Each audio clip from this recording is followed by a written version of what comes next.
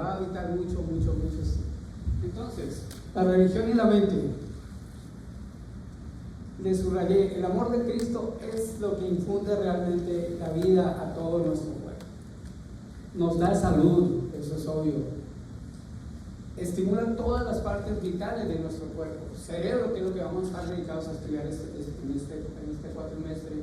Corazón, que ya lo van a estudiar en cardiología. Y los nervios, que es la otra parte que nos corresponde estudiar en este. ¿Okay? Entonces, esa energía proveniente de Dios, ese amor, ese cuidado es lo que nos va a despertar y va a hacer que todos estos partes de nuestros órganos entren en una actividad sana. ¿Okay? La mayoría de las enfermedades actualmente tienen un 80-85% de base psicosomática, y entonces, de hecho, las enfermedades de la actualidad son estrés, ansiedad, depresión, manías. Y eso obviamente lleva a cambios fisiológicos en el cuerpo. Una persona que está estresada, ¿qué esperamos encontrar en el paciente estresado? Cortisol. ¿Qué en cuanto a su frecuencia cardíaca? Taquicárdico, ¿no? ¿Qué en cuanto a su presión arterial? Y vayamos empezando a pensar de manera razonada. Si tenemos alta la frecuencia cardíaca, ¿qué va a pasar con la presión arterial? Se va a elevar. ¿Qué tipo de presión se va a elevar? La sistólica. ¿Okay? Tenemos un corazón que está latiendo a mayor frecuencia, está bombeando, está mandando a un circuito que, aunque tiene cierta confianza, va a ofrecer una resistencia a ese volumen de inyección. Entonces, aumento el volumen de inyección, ¿qué pasa con mis vasos? Van a recibir una mayor carga de volumen. Eso va a causar distensión en las paredes vasculares y eso se va a manifestar como un incremento de la presión sistólica. Entonces, el paciente que está estresado, ya tenemos con taquicardia, ya lo tenemos con hipertensión sistólica. ¿Qué más tenemos en él? ¿Qué hormonas se liberan en el estrés? Cortisol. ¿Y qué es lo que hace el cortisol? Estimula mineralocorticoides, estimula hormonas de la corteza y de la médula. Una de las hormonas que va a estimular, ¿cuál es? Adrenalina o norepinefrina. Entonces, aumento de frecuencia cardíaca, aumento de norepinefrina. ¿Qué tenemos como resultado? Más frecuencia cardíaca, más presión sistólica, y si sobrepasamos los equipos buffer del cuerpo, entonces ya esa presión sistólica y ya este problema de presión en los vasos va a desarrollar que tengamos un aumento de ¿qué? De carga de fracción de eyección, y eso nos va a llevar a una insuficiencia cardíaca congestiva. ¿Y cómo se va a manifestar la insuficiencia cardíaca congestiva? Edema pulmonar, hipoxia, entonces alteración del lecho espláncnico. Entonces, todo este rollo es para explicarles que si tenemos problemas que afectan nuestro psique, si tenemos problemas que afectan nuestro sistema nervioso, entonces vamos a tener afección en todo el cuerpo, y eso va a tener una repercusión como también. Por eso la culpa, la tristeza, la ansiedad y la congoja van a agotar nuestras fuerzas vitales. Eso es raro, eso no sería raro. Mientras tanto, si tenemos una buena relación con nuestro Dios, nosotros vamos a tener gozo, y ese gozo nos va a dar una mejoría en la salud y en la vida. ¿Okay? Y créanme que estas 3-4 diapositivas es lo principal de toda esta clase. Y en base a eso, si ustedes toman esas bases, van a ser buenos niños. Ahora, es necesario comprender la mente al tratar con los enfermos. ¿Ok? Entonces, sí necesitamos de mucha sabiduría para entender las enfermedades mentales, cerebrales o neurológicas. De hecho, neurología es una de las clínicas más difíciles que nosotros como médicos generales nos vemos enfrentados. Hay una serie de signos, de síntomas, de síndromes que llegan a ser confusos. Por eso necesitamos ser sabios en interpretar. ¿Ok? Pero fíjense, un corazón dolorido, enfermo, un espíritu desalentado necesita obviamente de un tratamiento bueno, apropiada. Y aquí les subrayo, la simpatía y el tacto, fíjense en esta frase, lo está diciendo una señora que nunca llegó, no pasó más allá de primaria, ¿okay? Pero créanme que tuvo la inspiración del Espíritu Santo y esa relación con Dios la llevó a tener esta sabiduría. Entonces, la simpatía y el tacto serán muchas veces de mayor beneficio para el enfermo que el tratamiento más administrado con frialdad y con indiferencia. Y esto lo van a encontrar en su práctica médica. Ustedes van a ver doctores eminencias en el conocimiento, pero no así en el tratamiento. Y aunque sepan cómo va la cosa, no funciona. Por eso les pido, desarrollen empatía, desarrollen simpatía, desarrollen esta parte de tacto, para que el paciente vaya confiado, sepa que está en buenas manos y que lo que está diciendo este médico, que tiene la ayuda de Dios y que tiene el conocimiento, me va a hacer, les va a ayudar mucho. ¿Ok?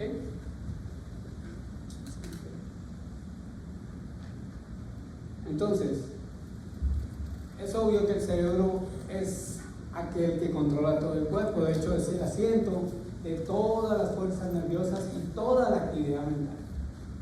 Nos gusta compararlo como a un nodo de computadora donde llega toda la información. ¿Ok? Eso es el cerebro. Ahora, los nervios que salen y que afieren y que efieren del cerebro son los que controlan el cuerpo.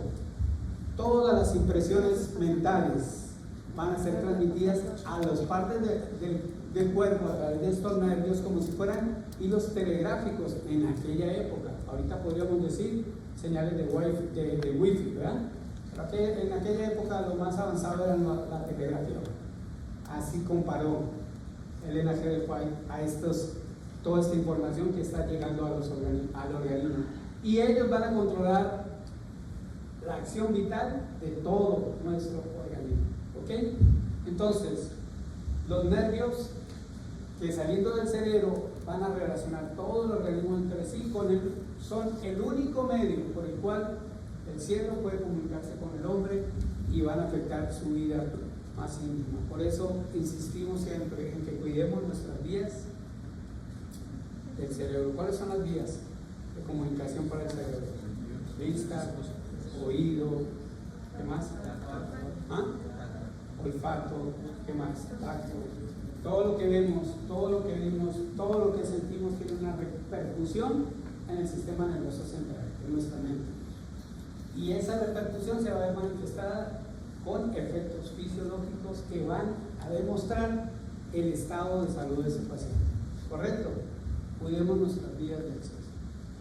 Somos lo que vemos, somos lo que hablamos, somos lo que practicamos, somos lo que decimos.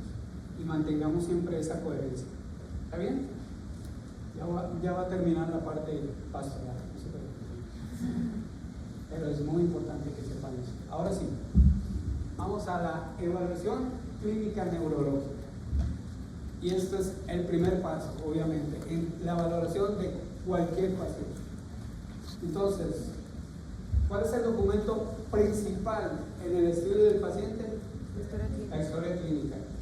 Si no hacemos una buena historia clínica, nos vamos a saltar una serie de detalles y de información que en el devenir del diagnóstico nos va a hacer falta y nos va a llevar o al éxito o al fracaso en el manejo del paciente. A través de un historial clínico nosotros vamos a recabar todos los datos necesarios para orientarnos hacia el diagnóstico en este paciente.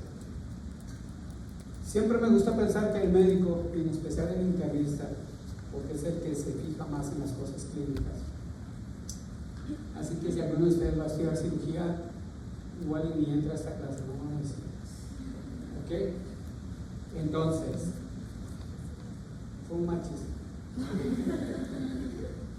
Todos necesitamos saber eso. La historia clínica es básico. Entonces aquí es donde vamos a poner en acción todos nuestros sentidos. Ojos, oídos, tacto, lo que podamos utilizar el gusto, hay que hacerlo, ¿ok? Hay que hacerlo, hay que oler, hay que palpar, hay que ver, hay que percutir, hay que oír, ¿ok? Hay que preguntar.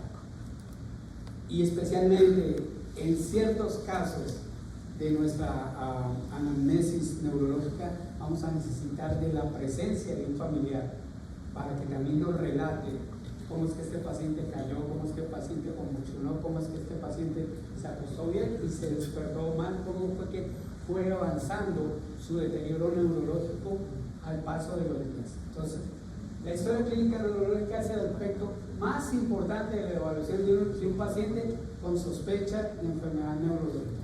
Se lo subrayé y es pregunta de examen, ¿ok? Perfecto. Ahora,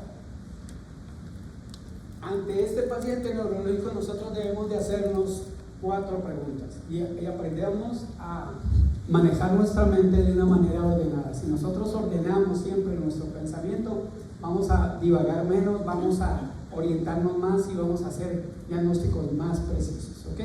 4 preguntas ante este paciente neurológico. Número 1, ¿tiene el paciente en realidad una enfermedad neurológica? ¿Ok? ¿Hay un simulador o hay otro factor que nos puede condicionar esta presencia, pero que no es realmente la manifestación de un efecto neurológico en sí? Ahora, una vez que ya nosotros decimos si este paciente es realmente neurológico, ahora, ¿cuál es la localización de la lesión? En nuestro conocimiento de neuroanatomía, de neurofisiología, y con los datos que estamos recabando, nosotros podemos decir, bueno, la localización de esta lesión es, por ejemplo, el paciente está frontalizando. Cuando decimos que un paciente está frontalizando, ¿cuáles son los hallazgos que vamos a encontrar? A ver si alguien lo sabe. El paciente frontalizado. ¿Qué tenemos en el área frontal del cerebro? Juicio. ¿Qué más? Raciocinio. ¿Qué más? Centros de la inhibición.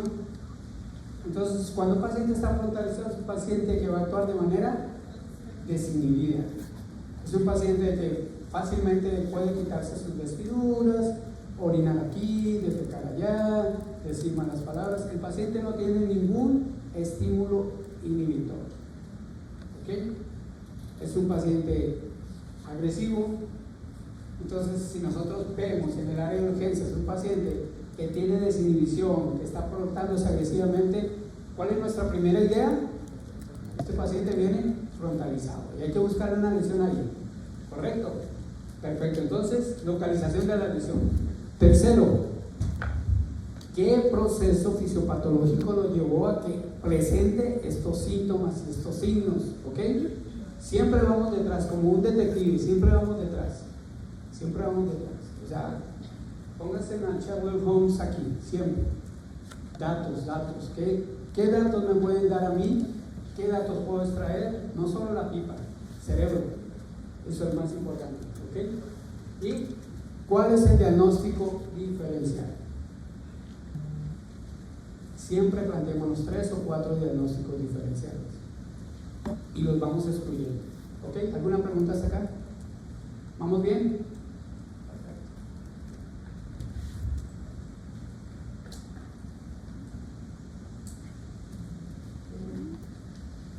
Entonces, esto es importante. Bueno, todo lo que digo aquí es importante. Ya les dije que les estoy hablando muchas horas de lectura. Cronología de los síntomas. Entonces, debemos de saber definir síntomas agudos, síntomas subagudos, síntomas crónicos. ¿Qué define entre agudo, subagudo y crónico? ¿Cuál es la unidad que estamos utilizando? El tiempo. Sea participativo, si no nos dormimos aquí. Entonces, cuando hablamos de agudo, subagudo y crónico, estamos hablando de tiempo, ¿correcto? Entonces, agudos, estamos hablando de fenómenos que suceden de segundos a minutos. Ejemplo, un evento vascular cerebral, un ataque de migraña o una cefalea migrañosa, una crisis convulsiva tónico-crónico generalizada. Eso es segundos a minutos. Y eso es un evento agudo.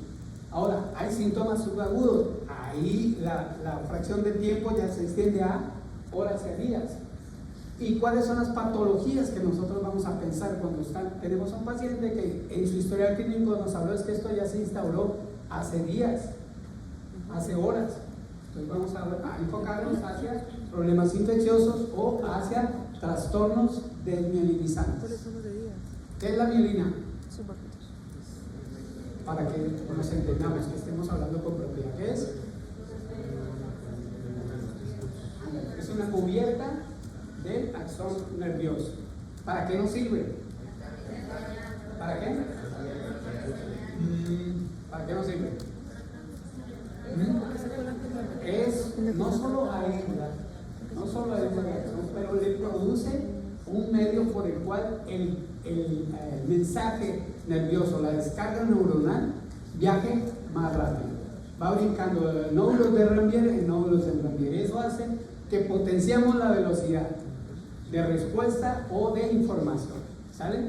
Entonces, en el paciente con trastornos desmielinizantes, ¿qué vamos a esperar? Lógico. ¿Qué vamos a esperar? Respuestas lentas, respuestas retrasadas.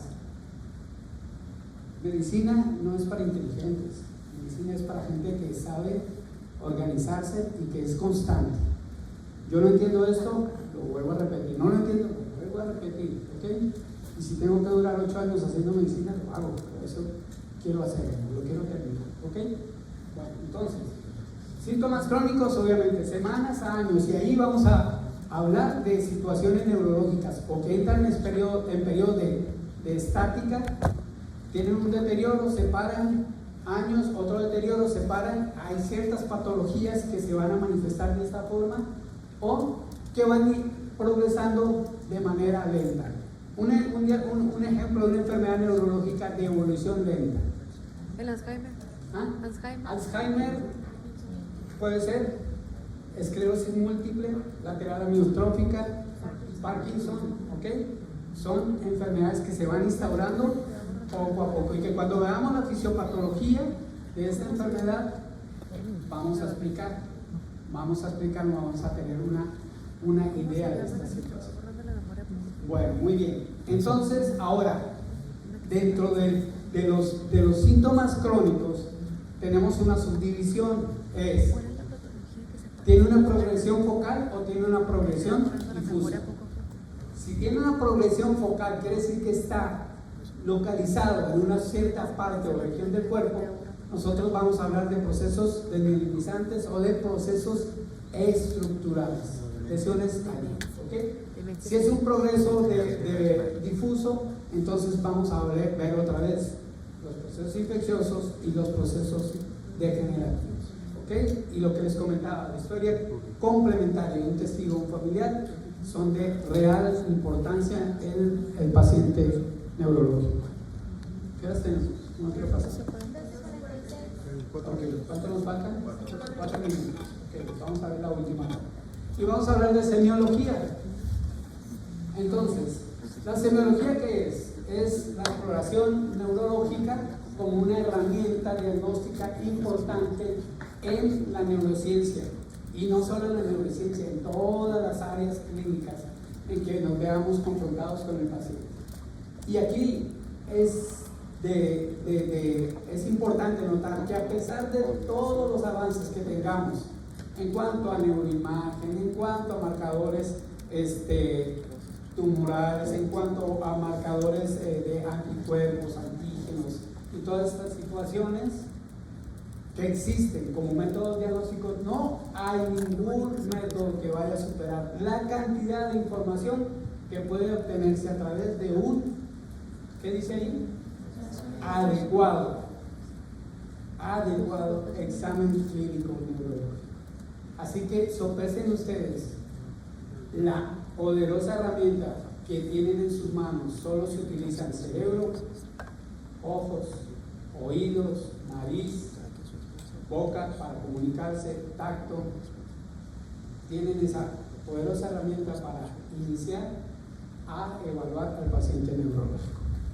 Nos vemos mañana.